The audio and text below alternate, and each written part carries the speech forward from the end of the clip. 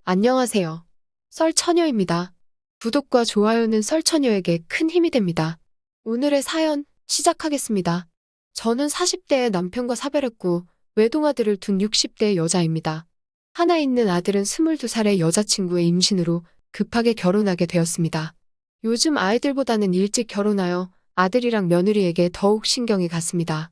한창 놀 나이인 20살 초반에 엄마가 된다는 것이 무엇보다 힘들다는 걸 알기에 며느리에게 따뜻하게 대해줬습니다.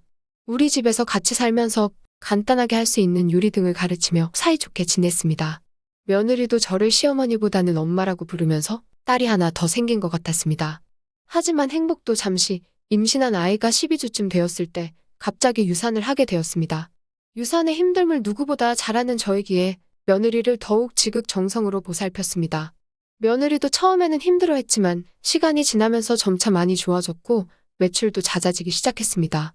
친구들은 그래도 단속을 해야 하는 거 아니냐고 했지만 얼마나 놀고 싶은 나이일까 해서 조금 더 시간을 주는 거라고 이야기했습니다.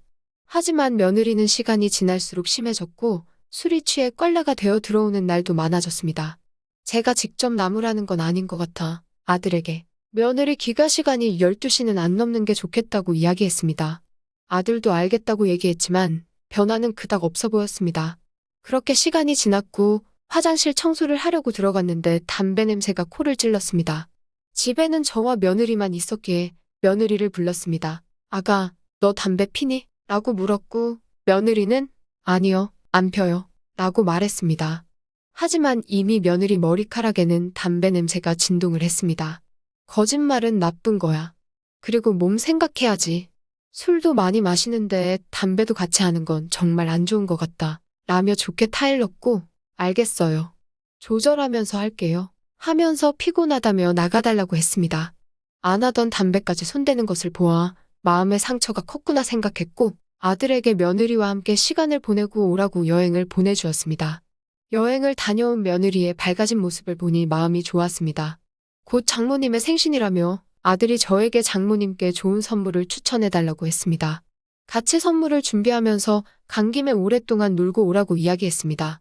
친정에 다녀온 후 며느리는 처음 만났을 때처럼 밝은 아이가 되어 있었습니다. 그런데 며느리와 같이 있는 시간이 많아지면서 어느 순간부터 제가 며느리의 시중을 드는 일이 많아지는 것이었습니다.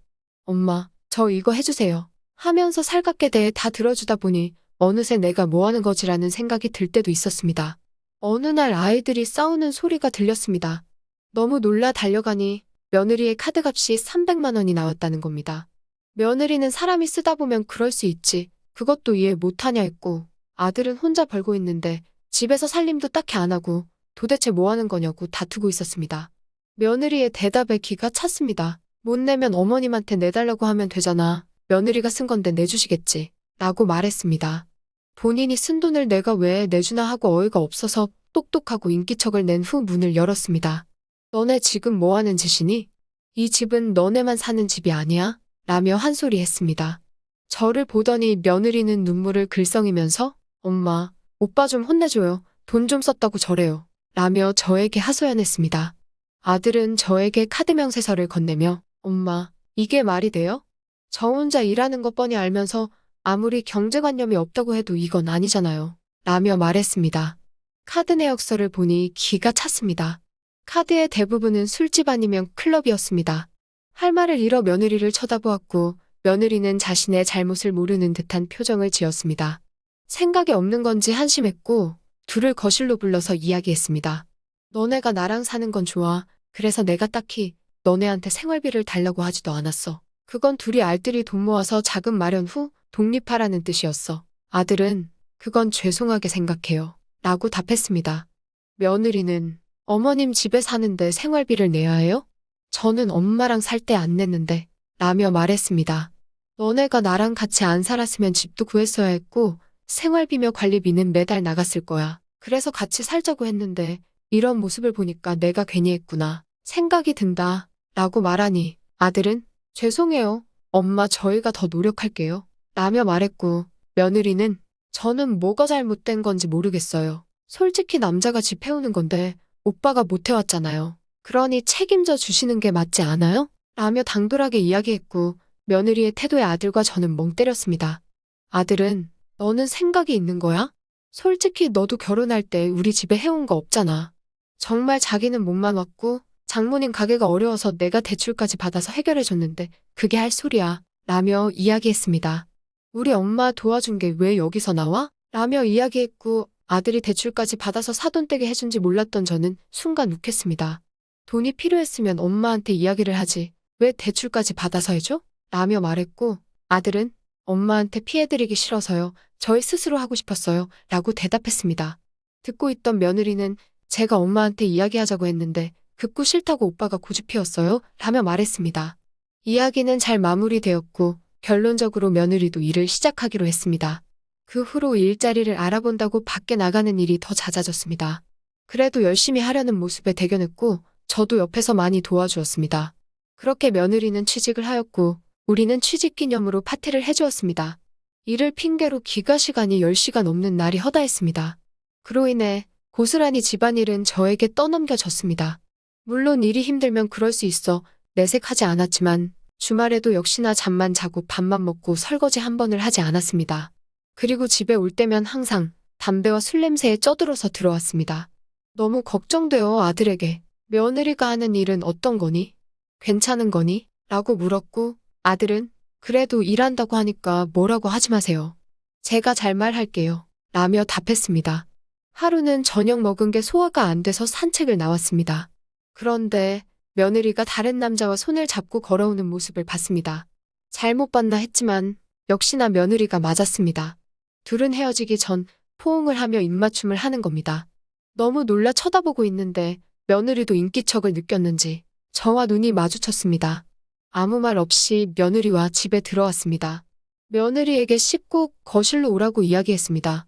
며느리는 잠시 후 거실로 왔고 아까 내가 본 모습에 대해 설명이 필요할 것 같은데 라고 물었습니다.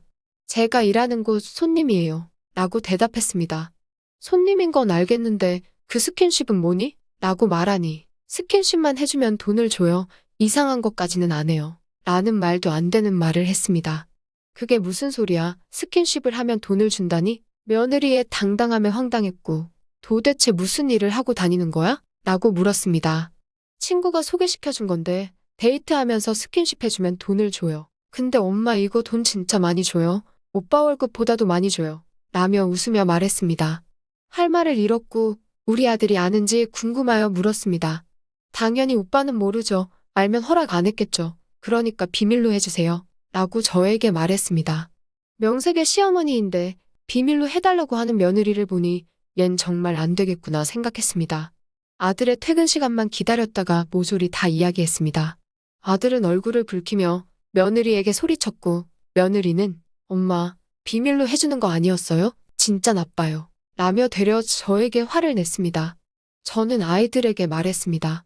너네 둘의 문제니까 너네가 알아서 하는 건 맞는데 나는 이건 아니라고 본다. 아들아, 너가 잘 선택할 거라고 믿는다. 말하고 방으로 들어갔습니다. 몇 시간 뒤 둘은 이야기를 마쳤는지 저를 불렀고 며느리는 울고 있었습니다. 아들은 합의하에 헤어지기로 했다고 했습니다. 둘은 아직 혼인신고도 안 한 상태라 며느리만 집을 나가면 끝이었습니다. 그렇게 아들의 결혼 생활은 끝이 났습니다. 만약 그때 아이가 태어났다면 며느리는 조금 다른 사람이 되었을까? 혼자 생각했지만 도저히 감당하기 어려운 며느리였을 거라는 생각은 변함이 없습니다. 집안에 사람 하나 잘못 들어오면 망한다는 말은 틀린 말이 아니라고 생각이 들었습니다. 오늘의 사연은 여기까지입니다. 긴 사연 끝까지 들어주셔서 감사합니다. 구독과 좋아요는 썰처녀에게 큰 힘이 됩니다.